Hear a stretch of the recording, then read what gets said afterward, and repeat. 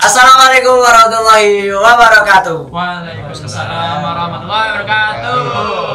Welcome back to our channel Lim Production.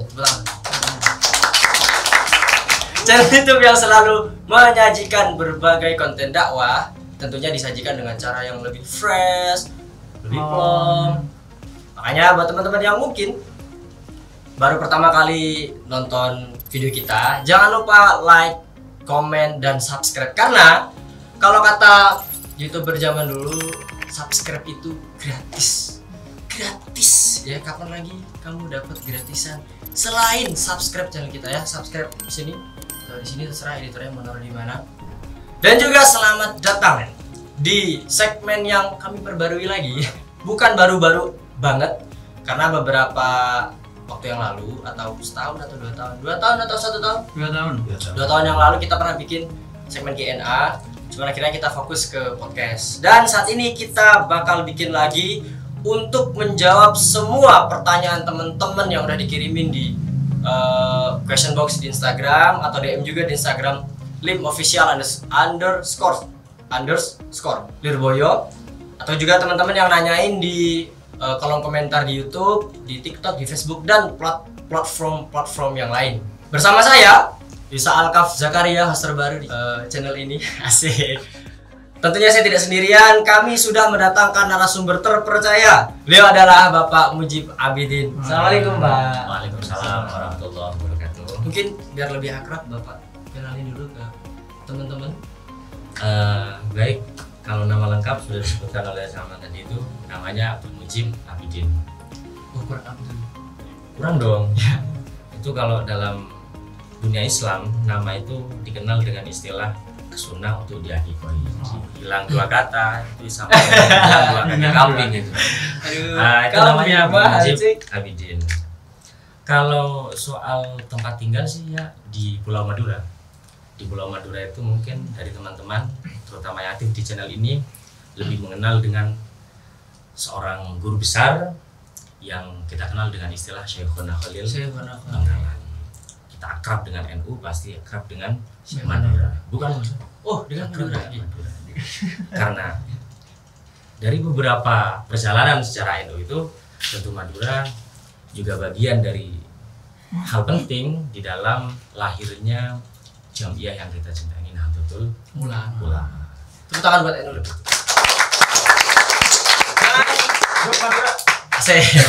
For your information, jadi beliau ini termasuk Dewan Perumus Lajnah Bahsu Masail Pondok Pesantren Lirboyo, dan juga salah satu tim Forum Kajian Ilmiah Angkatan Autat Mutakharijin Mahtali Lirboyo tahun akademik 2019-2020 ya? 2020-2021. Oh, 2020-2021. Yang bukunya recommended banget buat teman-teman baca, ada Menyegarkan Peradaban, ada apa lagi, Pak? Membela Indonesia. Membela Indonesia. Yang semuanya satu lagi itu yang paling besar bukunya itu namanya buku Sanurip ya, Zadul Hayat ya. Kalau mau hidup harus punya sangunya. Oke, mungkin langsung kita bahas aja, Pak ya. Oke, enggak Kita bahas, kita tuntaskan semua kehausan dari rasa penasaran atau kebingungan dari teman-teman yang udah tanyain tadi. Oke, dari Instagram, pertanyaan pertama, anak kecil pakai pampers terus megang-megang kita saat sholat, apakah sholat kita batal? Ini ada anak kecil, Pak, pakai pampers terus megang kita pas sholat, kan dia bawa najis, itu ngaruh nggak ke sholat kita? Mungkin saya awali gini ya. Sholat itu kan merupakan ritual ibadah yang kita kenal dalam Islam, as-sholatu imaduddin. Sholat itu merupakan identitas agama Islam. Maka sudah barang tentu karena ini merupakan identitas, upaya-upaya yang dilakukan sebelum sholat tentu harus suci dong. Ya, suci pertama. Anda harus suci. Harus suci. Dalam istilah fikih, suci itu ada yang namanya suci dari hadas. Untuk bisa menghilangkan ini, kita sudah tahu dong caranya dengan cara wudhu. Kalau itu memang hadasnya asghar. Kalau hadas besar itu caranya dengan cara ghuslu, dengan cara mandi. Tetapi orang sholat tidak cukup hanya dengan wudhu, berbekal wudhu sholatnya sah, tidak hanya berbekal ghuslu sholatnya sah. Ada juga syarat yang kedua ini, namanya toharoh anin najis fil badan au fi malbus, yang dipakai. Makanya di dalam kitab yang boleh dipelajari itu di Fathul Mu'in, keterangannya itu malbusin wa ghairihi min kulli mahmulin. Itu semuanya harus suci. Hal-hal yang dibawa saat sholat, misalnya kita sholat di saku kita ada HP, HP-nya harus suci. Kita sholat di saku kita ada pennya itu harus suci. Termasuk diantaranya adalah hal-hal yang kita bawa. Kita menggendong anak kecil, kita menggendong seseorang dalam keadaan sholat, itu disyaratkan harus suci. Kita kembali ke pertanyaan, memegang-megang kita saat sholat lah, ini sifatnya kan hanya memegang. Di dalam hukum agama, namanya memegang itu kan tentu belum dianggap sebagai orang yang membawa najis. Maka bagaimana hukum sholatnya? Gak ada masalah. Kalau hanya saya memegang saat ruku misalnya, bu misalnya, atau dia dalam keadaan haus akhirnya ibunya ditarik-tarik, itu gak ada masalah. Kalau hanya sebatas memegang, yang menjadi problem itu ketika anaknya itu sampai menggendong. Itu baru Pas lagi sujud tiba-tiba naik di atasnya gitu. Akhirnya sampai digendong saat sholat, saat ruku, saat sujud, itu baru dihukumi tidak sah sholat. Makanya di dalam yang saya ingat itu di Qurratul Ain bi Fatawa Syekh Ismail Zain itu, ama mujarradu mumasati sobi ilal musolli, itu hanya sebatas memegang, itu gak bermasalah dalam sholatnya. Ini buat teman-teman yang memasah adalah memegang. Jadi kalau hanya sebatas memegang itu gak ada problem. Sama seperti ketika Anda sholat kemudian menggunakan sajadah, di ujung sajadahnya ada najis. Di ujung sajadahnya ada najis, kita memegang sajadah itu. Atau dalam bahasa lain itu ketika sholat di tempat di lantai misalnya, di ujung sana ada najis, kita sholat sehingga ada masalah. Kenapa? Bersentuhan itu dalam bahasa agama, dalam bahasa fikih itu belum sampai dianggap sebagai mahmul, belum dianggap sebagai hamil, orang yang membawa, bukan hamil dalam bukan Hamil orang yang itu membawa. bahasa Arab ya. Orang yang membawa. Hamil juga membawa anak. Membawa anak yang di dalam gitu. Sehingga untuk pertanyaan pertama ini, apakah anak kecil yang memakai pampers yang jelas dalam tanda kutip membawa benda najis ya, kemudian memegang ibunya yang dalam keadaan sholat, apakah sholat ibunya batal? Tidak batal. Kalau hanya sebatas Memasah tadi ya. Masa tidak dikategorikan mahmul atau hamil tadi. Oke ya, jelas banget. Jadi kalau ada adik-adik kecil nih, kita lagi sholat, adik kita pakai pampers, terus bang, mas, kalau megang aman. Tapi kalau pas kita sujud, tiba-tiba dia naik, itu udah membatalkan sholat karena udah masuk kategori hamil, orang yang membawa najis tadi atau hamul, itulah. Jadi tidak batal. Oke, kita lanjut ke pertanyaan kedua, Pak. Pertanyaan kedua dari @alfiatur, gimana nih? @alfiatur 05. Pertanyaannya, bagaimana hukum menggunakan semir? Haram nggak sih? Wih, opa-opa. Iya. Semir lah ya. Semir. Citayam. Itu gimana, Pak? Cita ayam. CBD. Siapa? Oh, gak usah sebut merek. Semir. ya Warna rambut aneh-aneh gitu. Sebenarnya ada dari yang warnanya kacamata merah, ada yang warnanya pink gitu ya. dari ada yang kacamata warnanya agama biru. sebenarnya gimana sih? Kalau dalam kacamata agama, memang ini saya mukadimah gini ya. Sebetulnya banyak di luar itu memiliki opini bahwa yang dilarang itu kan cuma semir hitam. Hadisnya jelas bahwa Rasul pernah melarang para sahabat menggunakan semir hitam. Kalau di luar hitam, pink, kuning, pirang dan semacamnya, enggak apa-apa. Maka yang mungkin perlu diketahui bagi teman-teman dalam menghukumi persoalan, termasuk di dalam bersemir itu, orang melakukan apapun itu termasuk semir pasti punya tujuan dong. Tujuannya apa dia bersemir? Hanya sebatas fashion kah? Atau meniru-niru orang lain yang dalam tanda kutip bahasa agama orang yang tidak baik perilakunya? Atau sebetulnya dia bersemir itu agar menampakkan kewibawaan? Cuma belum tentu. Kadang pernah nggak sih ada kiai pakai semir? sih? Ada. Ada sih. Ada beberapa. Sedikit. Beberapa ya. Kayaknya Artinya dari pandangan kita semacam itu bahwa ternyata semir itu lebih identik dengan fashion yang tidak menggambarkan kewibawaan seseorang. Tidak menggambarkan kewibawaan seseorang. Makanya dalam Ihya itu kalau seandainya orang menggunakan pewarna rambut begitu ya. Karena saya kurang terlalu familiar dengan istilah semir itu. Pewarna rambut ketika biniyatin sholihah dengan niat-niat yang tepat menurut agama, niat-niat yang bagus, bukan wanita sholihah ya. Iya, wanita sholihah guys. Niatnya itu tepat, kemudian bagus. Seperti dalam contoh itu ketika ada orang yang masih dalam masa mudanya itu ternyata rambutnya sudah berubah. Kan Ada yang sudah berubah? Katakan dong. dia yang belum berkeluarga tapi rambutnya sudah putih semua kayak opa-opa gitu. Iya, opa-opa Indonesia tapi ya, bukan opa Korea. Akhirnya ya nggak masalah. Tetapi kalau tujuan itu dengan biniyatin fasidah, dengan niat-niat yang kurang tepat, misal nih contoh ada sekelompok menggunakan pewarna rambut semua warnanya hijau, semua warnanya pirang semua. Kemudian ada seorang santri nih misalnya, santri baru liburan tiba-tiba dia ikut-ikutan. Aduh, santri gara-gara baru pulang dari pondok, di pondok dilarang berambut gondrong, di pondok dilarang pakai beraneka ragam fashion rambutnya. Akhirnya ketika pulang dari rumah langsung dia tuh mewarnai rambutnya dengan warna ABC, warna hijau di depan, kuning di belakang. Begitu misalnya. Jadi melangi. Akhirnya kan secaranya tuh berarti sudah gak tepat dong ya. Tujuannya agar mengikuti fashion mereka yang bisa dibilang kurang begitu tepat dalam tanda kutip kurang baik. Maka ini gak baik.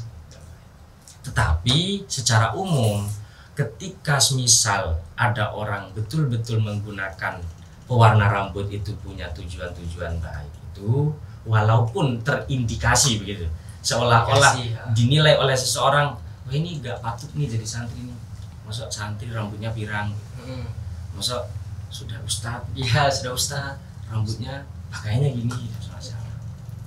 Nah itu kemudian yang menjadi paradigma di masyarakat bahwa walaupun toh ini ada hukumnya boleh, tetapi dalam etika menjaga moral santri itu tentu tidak baik. Tapi secara umum kalau memang seandainya ada tujuan baik, nggak apa-apa. Oke. Jadi ini Mbak apa Mas ini Alfia? Kayaknya Mbak ya. Mbak. Buat Mbak Alfiatur 05. Ini dibagi-bagi dong. Enggak kita mutlak langsung. Wah nggak boleh. Wah boleh.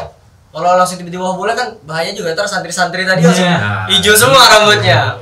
Jadi pertama biniyatin sholihah, ya dengan niat yang bagus, emang ada tujuan baik ya, maka nggak apa-apa. Cuman tetap kalau kita nih buat para santri ada baiknya kayaknya nggak usah lah Pak ya. Nggak usah. Di samping merusak citra seorang santri, nggak ada sisi positif juga yang kembali pada dirinya. Pernah nggak sih ada orang pakai semir kemudian, oh anda ustadz yang ahli, wah semir, wah ulama ya. Jauh sekali. Cuma kenapa saya katakan ini tetap dalam tanda kutip agama, tidak bisa dimutlakan ini haram, tidak bisa dimutlakan ini boleh, karena memang secara pendekatan dalil agama ini memang benar-benar ada. Makanya dalam pembahasan ini, dalam pembahasan pewarna rambut itu antara Imam Al-Ghazali yang kita kenal dengan memiliki kitab fenomenal, kitab Ihya itu, dengan kitab dengan ulama Syekh Izzuddin bin Abdissalam itu punya kaidah yang berbeda. Kalau menurut Imam Ghazali, la tutraku sunnah li ajlil bidah. Walaupun toh ini sisi positif dalam pandangan agama, ketika punya kesamaan dengan orang-orang di luar non agama, bahasanya non agama, maka ini ditinggalkan saja. Kesunahan Imam Ghazali. Kalau menurut Imam Syafi'i bin Salam, la tutraku sunnah li ajlil bidah. Walaupun toh ternyata kebetulan sama dengan mereka di luar agama, orang non agama gitu, tidak masalah. Sebab terlalu banyak kegiatan-kegiatan dalam Islam itu kalau dibahasakan memiliki kesamaan, itu tetap punya kesamaan. Salah satu contohnya menggunakan baju misalnya. Kita pakai baju dengan mode kaos, jadi kita sama dengan mereka di agama. Bisa pakai celana. Kalau dulu yang masyhur itu yang menjadi perdebatan panjang di kalangan kiai, bagaimana hukum orang pakai dasi gitu Pakai ya. dasi. Awalnya kan nggak boleh tuh, nggak boleh. Dasi. Tapi lama kelamaan. Londo, nah, dasi londo. londo gitu. Tapi sekarang itu sudah menjadi fashion pakaian yang seolah-olah tidak dipersoalkan. Jadi kembali lagi kita ke niat, kembali lagi kepada tujuannya apa, sehingga itulah yang menentukan sisi positif dan negatifnya sebuah perbuatan itu. Tapi tetap kembali lagi ya, kita sebagai pelajar agama, para santri nggak usah lah ganteng rambut hitam beneran. Indonesia udah diciptakan dengan rambut hitam ya, tidak usah lagi diwarna-warnain. Oke? Setuju ya. Kecuali yang botak-botak ya. Ampun. Tutorial Islami ya, ada botaknya. Sendiri gimana? Oke, kita next pertanyaan selanjutnya Pak ya. Enggak. Pertanyaan ketiga dari @tikajah. Dibaca nggak? Ada JH-nya, Tika JH gitu ya, JH. underscore tapi nggak ada tulisannya. Apa hukumnya menggandakan buku lain? Ini buku mana dulu yang digandakan ini? Jangan-jangan buku kita tadi itu. Ya dia, jadi aduh jangan. Kita jangan bahas di sini aja. Begitu. Ada orang nih Pak, apa namanya, buku orang lain diakuisisi gitu atau digandakan, tentunya ya entah nanti persetujuan atau tidak, itu bagaimana? Contoh ada PDF yang biasanya kan tersebar di Google itu, kita ambil, kita cetak, itu gimana? Menggandakan buku milik orang lain gitu Iya. ya. Sebenarnya begini. Kita menggunakan milik orang lain secara umum itu kan tidak boleh, kecuali atas izin pemiliknya. Kita menggunakan motor orang lain, menggunakan baju orang lain tanpa seizinnya nggak boleh. Konsep dasarnya begitu. Maksudnya nggak boleh. Dalam bahasa agama itu dikenal dengan istilah gosok. Gosok itu menggunakan barang orang lain tanpa seizin. Gosok. Itu gosok. Lalu bagaimana dengan persoalan-persoalan seperti buku ini? Yang kita gandakan kan bukan bukunya seolah-olah, tapi isinya. Atau dalam bahasa kita itu lebih kenal dengan hak cipta. Kemudian apa namanya, menggandakan hak ciptanya. Itu Pak ya. Kalau dalam bahasa Arab mungkin gitu, hukuk toba wa nasyr. Itu dalam bahasa Arabnya. Hukuk tobi wa nasyr. Hak cipta dari produksi buku kan gitu. Nah ini sebetulnya kalau ulama dulu membuat karangan kitab itu kan bukan untuk komersil ya. Bukan untuk komersil. Tapi Murni untuk nasyril nasyiril ilmi wad din. Sehingga kita yang ada di generasi sekarang ini pakai PDF gak apa-apa dong. Iya. Gak apa-apa. Misalnya ada kitab namanya tuh Al-Bajuri. Kita pakai PDF-nya. Tidak ada masalah. Yang menjadi problem itu buku-buku yang memang tujuannya itu untuk dikomersialkan, ada ISBN-nya, kemudian ada hak ciptanya, kemudian kita gandakan. Nah ini kalau menurut kitab Syarah Yaqutun Nafis, dalam Yaqutun Nafis itu memberi penjelasan, beliau memang secara umum ilmu itu harus disebarkan, tidak perlu minta izin kepada guru. Saya minta izin untuk berdakwah. Saya mendapatkan ilmu di kelas ini saat sekolah. Bagaimana hukumnya menggunakan barang orang lain, nggak boleh. Ketika ini kita sampaikan ke orang lain, nggak perlu izin. Guru, ilmu yang tadi saya dapat, saya izin sampaikan ke orang lain, nggak perlu. Pada dasarnya begitu. Tetapi sekarang menurut beliau, hukum kutobah itu sudah mahfuz, sudah dianggap bernilai oleh orang lain. Karena dianggap bernilai oleh orang lain, maka nggak boleh bagi orang lain untuk menggandakan. Nah ini berarti walaupun dulu keilmuan itu seolah-olah bebas siapapun menyebarkan, tapi semakin kesini buku, kemudian kita novel dan semacamnya itu nggak bisa kita gandakan tanpa seizin. Itu juga merek gitu Pak ya, pencatutan merek dan semacamnya. Kenapa? Pemiliknya merasa dirugikan. Itu salah satu bukti bahwa ternyata hak cipta sekarang itu mahfuz. Mahfuz itu dalam arti kutip dijaga oleh pemiliknya sehingga seolah tidak rela ketika ada orang lain untuk mengambilnya atau menyebarkannya tanpa. Oleh karenanya kesimpulan dalam kitab Yaqutun Nafis itu fala yajuzu li ahadin ayakhudza mimma bu'i ghairi. Enggak boleh bagi orang lain untuk semerta-merta menggandakan buku milik orang lain. Lanjut pertanyaan keempat dari @arif_hidayatul_m21. Oke. Bagaimana hukum melaksanakan sholat sebelumnya ragu-ragu apakah sudah bersuci dari hadas kecil dan hadas besar. Intinya dia ragu, Pak. Saya ini tadi udah bersuci belum ya? Udah wudu oh belum? Udah wudu belum ya? Saya tadi junub, udah mandi belum ya? Pakai celana belum? Akhirnya Gimana bagaimana sikap yang harus dilakukan? Haruskah dia sholat atau haruskah dia wudu kembali gitu Iya. ya? Saya teringat ada kaidah itu dalam hukum agama itu, al yaqin la yuzalu bisyak. Al yakinu la La yuzalu yuzalu bisyak. bisyak. Ini diingat-ingat ini. Dicatat boleh nggak Pak? Catat, catat. Keyakinan seseorang itu tidak bisa diruntuhkan kecuali dengan keraguan. Atau dalam kaidah lain, dalam bahasa lain, al yaqinu la yazulu illa biyaqin. Keyakinan itu tidak bisa kemudian berubah kecuali dengan keyakinan yang lain. Maka ketika ada orang misalnya ingin sholat kemudian saya sudah wudu apa belum? Saya sudah mandi apa belum? Berarti kan yakinnya gak wudu. Iya. Berarti yakinnya dia belum mandi. Maka dalam persoalan itu berarti dia harus wudu dulu. Jangan kemudian langsung Sholat. apalagi dia itu sengaja melakukan sholat tanpa wudu. Waduh, Bisa. lepon. Kang Santri. Bukan Kang Santri. Bisa. Wudu dulu kayak wudu dulu. Kalau misalnya dia itu ragu apakah sudah wudu atau belum. Kalau misalnya dia itu ragu, saya ini tadi sudah wudu, cuma wudu saya itu batal apa tidak? Maka yang diyakini berarti sudah wudu. Sudah wudu. Apakah Berarti ada dua, batal tidaknya itu yang diragukan. ada dua kodiah beda nih Ada Pak ya. dua kode yang beda. Makanya jika yang dimaksud oleh penanya tadi artinya dia ragu apakah sudah wudu atau belum, berarti dia belum wudu. Itu kaidahnya al yaqin la yuzalu bisyak atau al yaqin la yazulu illa biyaqinin ay biyaqinin.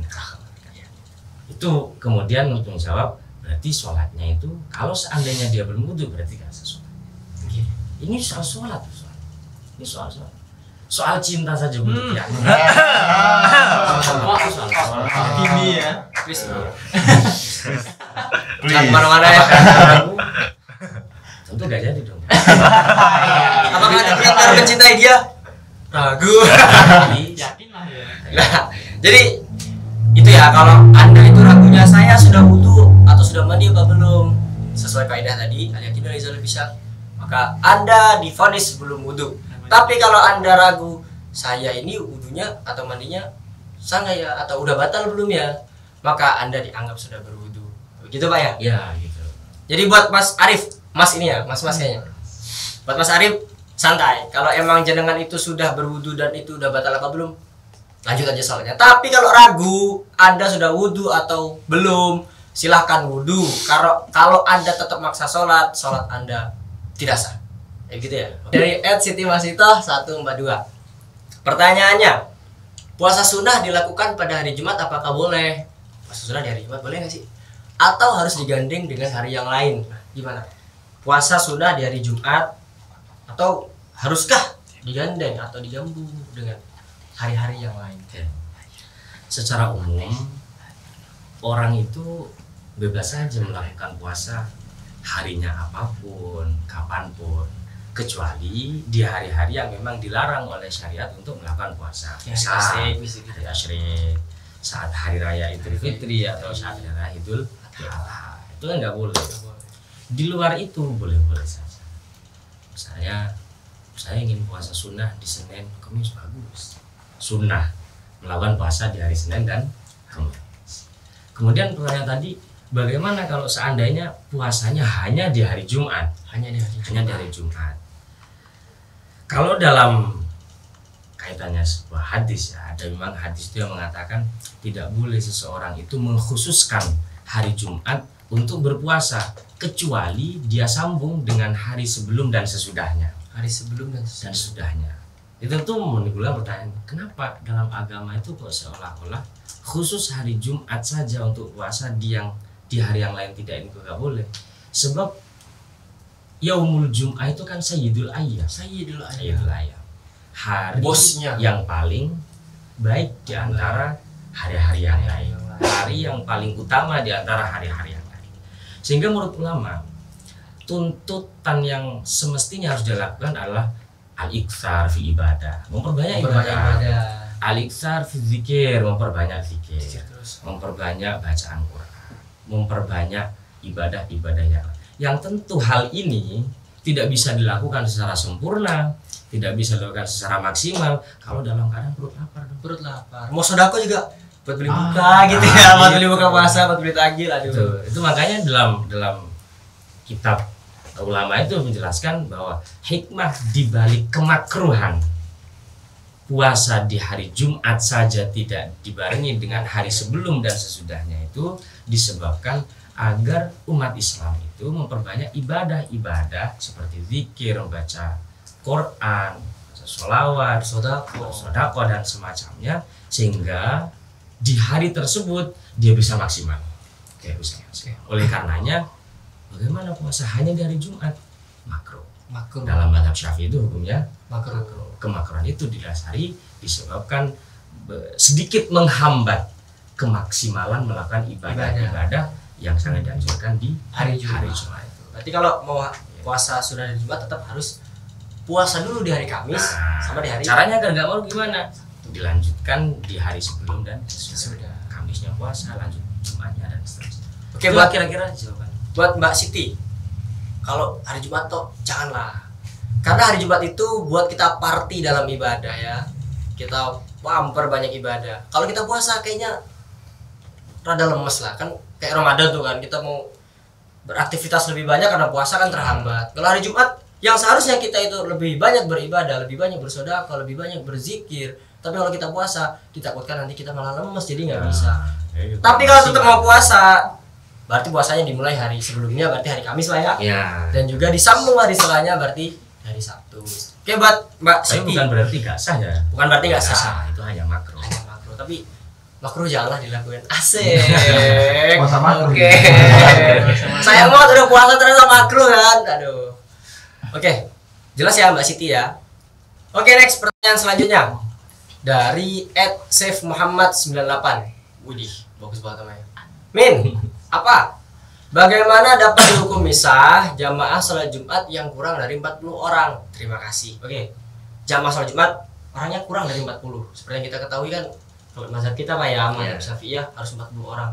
Gimana kalau kurang? Nah, itu bisa sahnya dari mana sih? Oh, bisa saja dari mana gitu. Ya, tinggal kita kembalikan pada beberapa pandangan ulama apakah jumlah jamaah dalam sholat Jumat itu mengharuskan 40 atau justru ada pendapat lain yang mengatakan bahwa ternyata sholat Jumat itu gak harus dengan jumlah 40.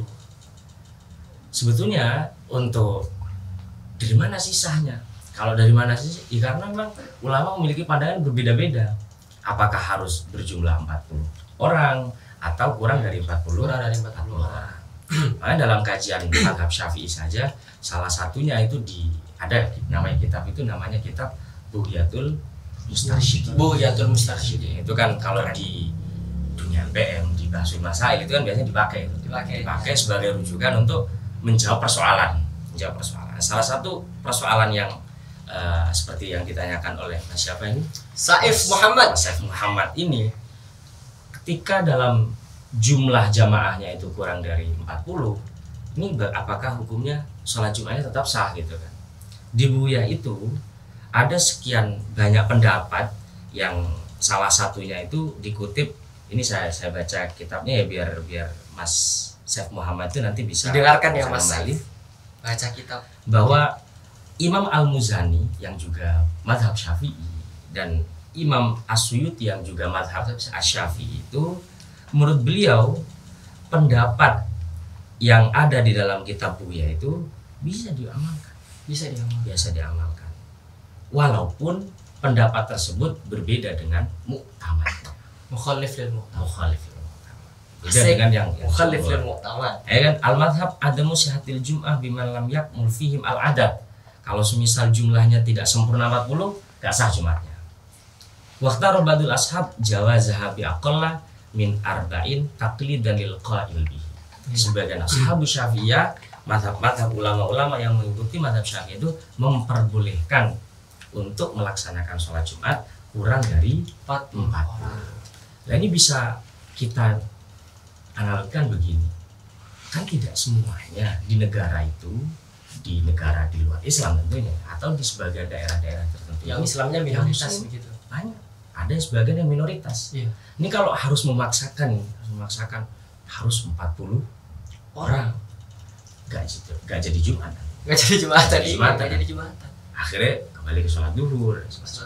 Lah bagi kondisi-kondisi yang demikian, bisalah untuk mengikuti pendapat yang mengatakan bahwa kurang dari 40 gak apa-apa, Jumatnya tetap sah. Iya, iya. Karena perbedaan pendapat dalam agama itu bukan untuk kita bebas memilih, Bebas enggak, memilih. tetapi agar disesuaikan dengan kebutuhan kondisi yang dialami oleh seorang tersebut. Berarti itu kan nggak mutlak Pak ya?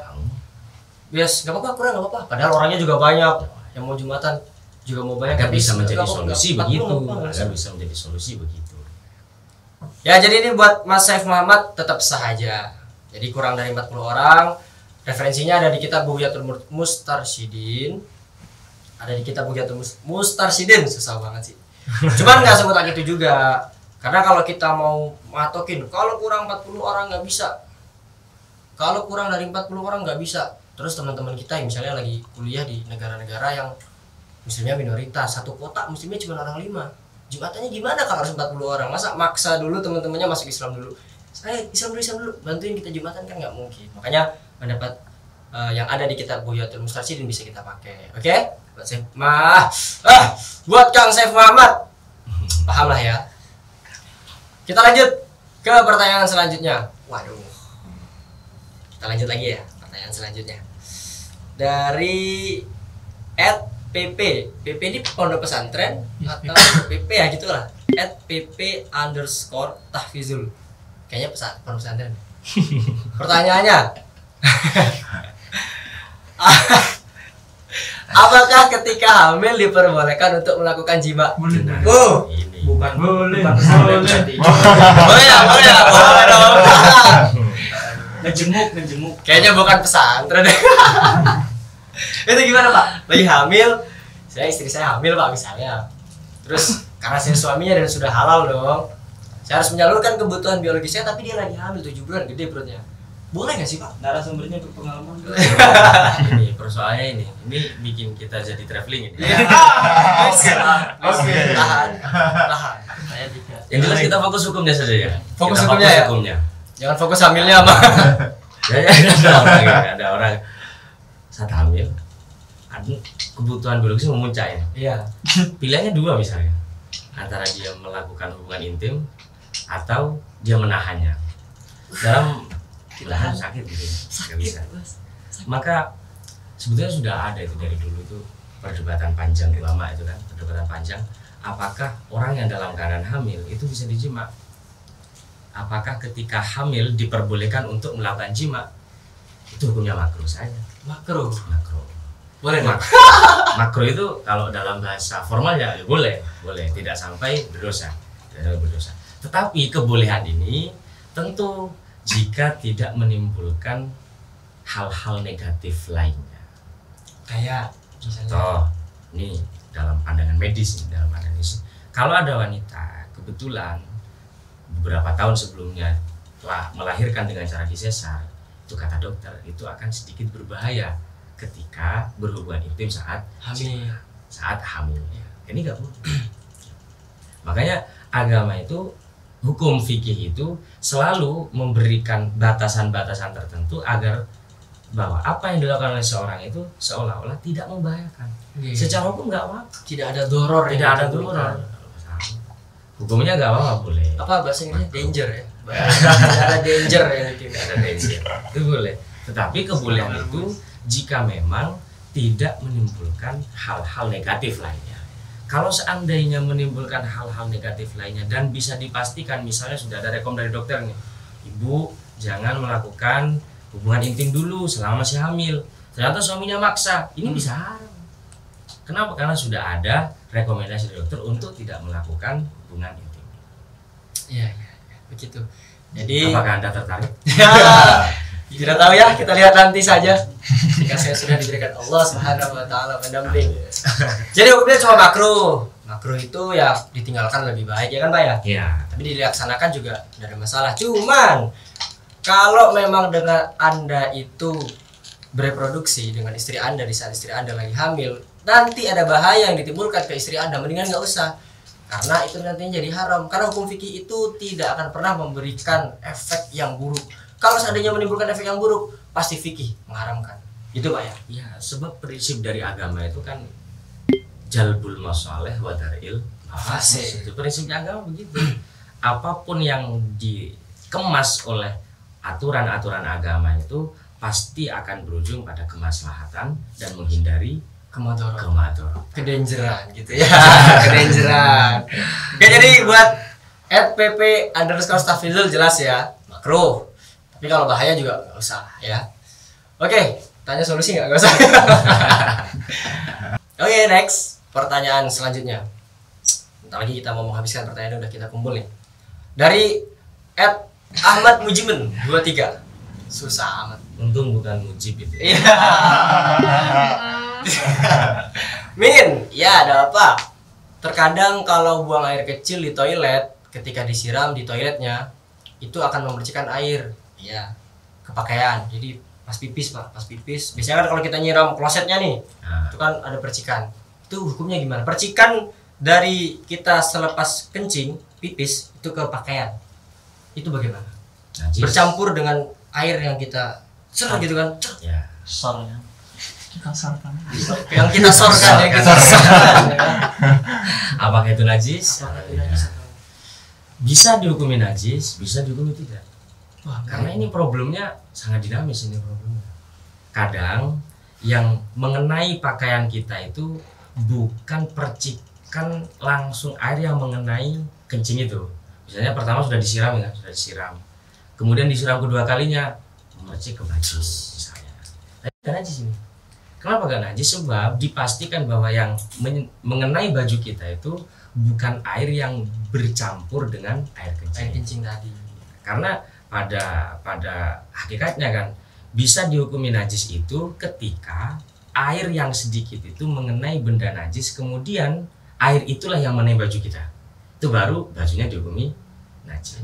Sehingga ketika digambarkan pada soal itu, apakah baju kita najis jika diyakini bahwa percikan air yang menyentuh baju kita itu dari air yang bercampur dengan kencing itu, maka itu baru najis. Kalau tidak, maka tidak. Sebab dalam menghukumi najis tidaknya sebuah benda seperti baju misalnya mercik itu tetap tidak akan pernah terlepas dari dugaan seseorang. Dia yakin apa tidak bahwa itu memang bercampur dengan benda najis. Jadi praduga kita juga Juga berperan. berpengaruh, karena aku nggak bisa berspekulasi dengan aku, nggak bisa. Ya jadi gitu ya buat Mas Ahmad Mujimen. Mujimen. Itu bukan Mujiben gitu ya. Jadi kalau emang itu air yang terciprat apa sih? Ya, terciprat Terciprat ke baju kita. Terciprat ke baju kita, ke pakaian kita adalah air yang sudah tercampur, yang udah termix, termix dengan air kencing Anda, sudah pasti itu najis ya kan. Karena berat kencing itu najisnya berat ya. Maksudnya untuk menghukumi ini enggak najis, ini enggak apa, walaupun najisnya dikit banget dari kencingan tetap bisa dihukumi najis. Tapi kalau airnya itu murni, udah kencingnya udah lewat nih, udah masuk ke bawah, terus ini air yang lain terus kena pakaian, enggak masalah gitu Pak ya. Ya, makanya di kitab-kitab itu, di kitab-kitab yang dipelajari di pondok pesantren itu ada persoalan, misalnya ada orang kencing di sungai. Biasanya kan dari gara-gara dia kencing itu kan ada apa sedikit busa itu. Sedikit busa. Ah, sedikit busa itu. Busa. Busa terus ya. Berbusa. Busa. Belubuk-belubuk.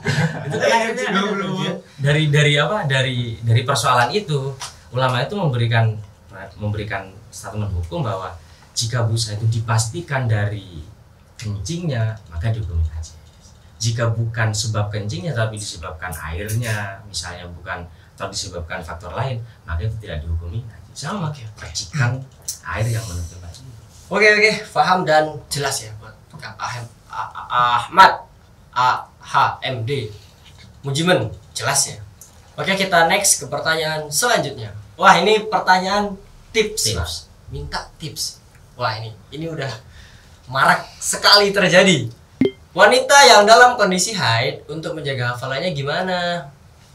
Ada wanita lagi hafalan Quran, mau untuk mentikrar misalnya, biar hafalannya tetap terjaga, tapi lagi haid, kan nggak boleh pegang Al-Quran. Itu solusinya gimana? Nggak boleh pegang Al-Quran, nggak boleh membaca Al-Quran, karena kan hal yang harus dihindari oleh wanita yang dalam keadaan haid itu kan bukan hanya memegang Al-Quran, tetapi qiraatul Quran.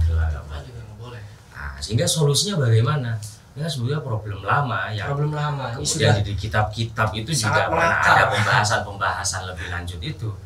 Solusi yang ditawarkan oleh ulama, misalnya dalam kitab Al-Bujairul Khatib, Syarah Fathul Qorib yang banyak dikaji di pesantren itu, caranya adalah jangan diniati Al-Quran. Tetap saja dia ngelalar, tetap saja dia mengulangi bacaan. Ya buat ngelalar, mungkin teman-teman yang belum tahu ngelalar bisa dicek di IG. Takroran, mengulangi hafalan-hafalan gitu ya, ngelalar itu. Ya itu makanya kalau teman-teman nggak tahu lalaran boleh dicek di IG Lim Official, ada itu. Lalaran adalah apa itu ya? Di segmen apa itu kan? Mau lanjut lah. Jadi kalau tertuntut dia tuh untuk mengulangi hafalan-hafalannya, untuk mengulangi kembali hafalan-hafalannya, caranya gimana? Tidak meniati membaca Al-Quran. Misalnya dengan niat saya mau beribadah, berzikir, mengulangi bacaan-bacaan kalimat-kalimat yang baik. Kalimat-kalimat itu diniatkan atau ditujukan dengan berzikir. Dimaksudkan untuk berzikir. Lah solusinya begitu. Sebab kalau dalam mazhab Syafi'i, orang yang dalam keadaan haid, orang yang dalam keadaan junub juga, orang yang dalam keadaan nifas, itu tidak diperbolehkan untuk membaca Al-Quran. Membaca Al-Quran misalnya sudah ada solusi nih. Solusinya apa? Solusinya dengan cara diniati zikir. Bagaimana memegang Quran? Nah, gitu. Megangnya gimana? Lah hukum memegangnya itu kalau dalam tanda kutip hukum itu tetap tidak diperbolehkan. Solusinya banyak dong. Minta tolong ke temannya, minta tolong ke saudaranya dan semacamnya. Tetapi yang mungkin lebih prinsip itu bukan hanya berupaya untuk berusaha ngelalar, tapi berusaha untuk bagaimana daya ingat itu semakin kuat. Daya ingat itu semakin kuat. Nah, dulu Imam Malik itu punya pernyataan laulan nisyan fil alam lakana aktsarunas ulama gitu. Masya Allah. Seandainya di dunia itu tidak ada kata lupa, pasti mayoritasnya bukan orang awam. Kiai semua kita cuy. Akhirnya nggak perlu dong jauh-jauh. Iya. Maka yang perlu untuk diusahakan adalah bagaimana lupa itu tidak selalu menghampiri dengan cara melakukan misalnya kalau yang pernah diajarkan di pesantren itu dengan cara apa? Dengan cara setiap kali dia itu mendapatkan kebaikan baik dengan cara membaca Quran, baik dengan cara ngelalar dan semacamnya itu dijadikan sebuah alat tawasul agar kelupaannya itu Allah kurangi. Nah, itu kan yang kadang-kadang ketika kita misalnya kalau kita yang ada di pondok pesantren punya program, punya kegiatan harus ngelalar nato. Akhirnya kita lupa dengan usaha-usaha itu. Akhirnya fokus pokok ngelalar. Tahun jahit. Sehingga seolah-olah yang diusahakan itu bagaimana hafalannya terus, tapi problem kelupanya itu tidak selalu diperhatikan. Nambah, nggak tahu lupanya nggak diurusi. Cuma nambah doang. Yang lainnya kelupaan gitu. Nah, tapi kalau secara hukum orang memegang Al-Quran, kemudian orang membaca Al-Quran dalam keadaan haid, ya solusinya kalau membaca adalah dengan cara diniati zikir. Gitu ya. Oke, buat mas-mas, kalau mas-mas nggak mungkin ya. Buat mbak-mbak di luar sana yang lagi hafalan Quran, terus yang lagi halangan, tetap bisa kok ngelalar. Untuk baca Qurannya bisa diniatkan dengan zikir. Jadi ayat-ayat itu kita niatkan sebagai sebuah kalimat zikir, kalimat-kalimat baik yang kita tikrar, kita ulang-ulang terus. Untuk memegang, ya bisa minta tolong ke teman-teman. Cuman ada satu hal yang perlu kalian perhatikan. Jangan cuma fokus ini solusinya gimana, tapi kita juga memikirkan biar kita gak gampang lupa itu gimana juga caranya. Banyak tadi Pak Mujib sudah jelaskan dan semoga Anda bisa memahami dengan sepaham-pahamnya. Tetapi ada sekian pendapat di luar mazhab Syafi'i. Ini barangkali boleh dipakai. Ya, ada lintas pendapat di luar mazhab Syafi'i, yaitu salah satu kaul dalam mazhab Maliki, bahwa orang yang dalam keadaan istirsalu damil haid, dia haid dalam keadaan darahnya masih mengalir, dia nggak apa-apa membaca Quran, apalagi terdorong oleh kekhawatiran lupa hafalannya, nggak apa-apa. Tetapi ini tidak begitu mutlak. Kebolehan ini hanya ketika saat darahnya itu tetap mengalir. Makanya dalam sebagai pendapat itu, ketika ada orang mengalami haid yang tidak menentu, misalnya waktunya panjang, bisa jadi orang haid itu ada sampai 4 bulan, ada sampai 5 bulan kan gitu kan. 5 bulan. Karena kan orang haid itu memang haidnya hanya maksimal 15 hari. Memang itu. Tapi mengalami pendarahan terus-terusan itu kan bisa jadi. Ya. Sehingga dia itu dalam keadaan bingung, saya ini haid terus, haidnya berapa? Mutahayyirah. Nah, itu yang diistilahkan mutahayyirah. Misalnya begitu. Mutahayyirah. Misalnya, sehingga ada sedikit tawaran pendapat tuh bahwa gak apa-apa orang wanita yang dalam keadaan haid membaca Al-Quran. Itu dikutip dalam beberapa kitab, salah satunya di Bujarami Khatib itu yang berpendapat adalah satu kaul dari pendapatnya mazhab Maliki. Sudah tidak bisa Syafi'iyah lagi. Sudah dari Malikiyah. Tetapi syaratnya itu diingat, di saat darahnya itu masih mandi. Kalau Istisna sudah berhenti kalau sudah berhenti tapi dia belum mandi, itu dia nggak boleh. Ya. Jelas nggih? Jelas betul? Jelas. Ke pertanyaan yang kedua, pertanyaan tips yang kedua berarti juga ini menjadi pertanyaan terakhir dari Q&A kita di episode kali ini. Dari @ahmad_sarkowi17. Tips agar bisa lebih cepat baca kitab min. Waduh. Itu gimana, Pak? Mondok dong. Itu saya sudah pikirkan. Anda mondok apa enggak? Atau mungkin yang lain, Pak, lebih spesifik Agar bisa cepat baca kitab. Cepat lah ya. Saya itu malah teringat dengan salah satu guru saya itu. Kalau Anda ingin instan membaca kitab, kenapa Anda tidak beli mie instan saja? Karena sesuatu yang instan didapat pasti akan instan untuk dilupakan. Iya. Oke. Ingat, dicatat. Ya, dicatat. Saya kan orang itu kadang cita-citanya tinggi, tapi tidak menikmati proses. Ya sudah begitu. Ya. Makanya Proses, dalam proses. ajaran agama itu salah satu upaya untuk sukses dalam mencari ilmu harus yang namanya tuluzama. Tuluzama. Itu kan dalam bahasa lain adalah menikmati proses, bagaimana dia belajar dan terus belajar agar bisa mendapatkan apa yang disediakan. Tapi kalau misalnya ini orang mondok, misalnya Mondok nggak kamu? Mondok ya. Orang mondok, salah satu yang diajarkan di pesantren agar cepat dan mudah dalam memahami kitab itu tentu harus memiliki bekal yang namanya ilmu alat, baik itu ilmu nahwu, ilmu sorah, ya nggak usah terlalu besar lah, cukup jurnia, cukup amsilatut tasrifiyah, itu sudah cukup modal kita. Tasrif, Mas, tasrif. Biar tidak terjadi gimana tadi kafaro kafir. Ya. Kafaru. Masalah. Itu bab berapa? Nah, dengan dua modal itu baru kemudian kita terapkan di kitab-kitab Fikih, Fathul Qorib, Takrib dan semacamnya. Kalau tips yang mudah ketika kita sudah di pondok yang sering disampaikan oleh guru-guru kita itu adalah dengan cara membaca kitab yang sudah bermakna, kemudian diterapkan kitab yang kosong.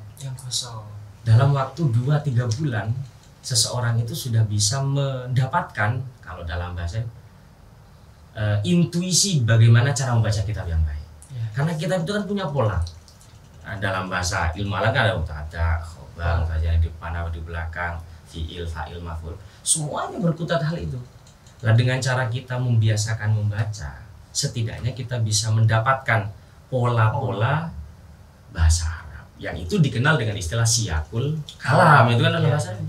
Biasanya kalau udah biasa baca yang ada mananya terus pas baca kosongan, ini biasanya fa'il, biasanya kan gitu. Coba fa'il pas nggak ya? Oh nggak, ini maf'ul ternyata. Tetapi kembali lagi ke awal, semua itu bisa dilakukan kalau mondok. Ya. Sudah punya bekal nahwu, sudah punya bekal soroh. Kalau belum punya bekal apapun, ya bekal itulah dipelajari. Makanya di Lirboyo, di pesantren-pesantren ya, di pesantren. Lirboyo nggak? Tidak apa-apa. Di Lirboyo itu misalnya kalau dari kelas 1 sanawi, 2 sanawi, 3 sanawi, fokusnya ilmu alat. untuk mendasari bagaimana pembacaan kitabnya itu betul-betul sesuai dengan kaidah-kaidah yang telah diatur oleh ulama. Gramatika Arabnya sudah tepat dan semacamnya. Baru di tingkat aliyah sudah berupaya untuk mengembangkan bagaimana tarkib yang tepat itu bisa menjadi kesimpulan yang tepat. Karena orang itu sebagian orang banyak yang salah paham. Dengan membaca bahasa Arab, dengan bisa membaca teks Arab, dianggapnya sudah pintar baca kitab. Itu kesalahannya ya. Banyak sekali. Padahal belum tentu mengurai teks Arab, tapi dia mampu untuk mengungkapkan makna-makna Arab. Ini tarkibnya apa? Ini tarkibnya fa'il. Ini tarkibnya maf'ul. Nah ini maksud teksnya apa? Dia gak bisa. Itu yang sulit. Sehingga untuk lebih cepat baca kitab yang benar, sehingga bisa menyampaikan isi kitab dengan benar, tentu butuh waktu yang panjang. Solusinya apa? Mengikuti proses-proses yang diajarkan di pesantren, mulai dari nahwunya, kemudian di aliyah nanti fokus pengembangannya, kemudian nanti di mahat aliyah fokus usulnya. Kalaupun yang Arab udah ke sastra, udah ke sastra. Ada Ukudul Juman, Nah, ada Jauharul Maknun, dan sebagainya. Jadi pada dasarnya Anda tetap harus mondok, Pak ya. Ayo mondok. Ayo mondok. Kalau hanya dengan cara kita memikir instan, ingin mendapatkan hal yang lebih, Anda jangan mau dapat yang enak-enak kalau Anda nggak mau yang susah-susah kan? Ya kan gitu kan ya konsepnya. Jangan mau. Udah lupakan lah.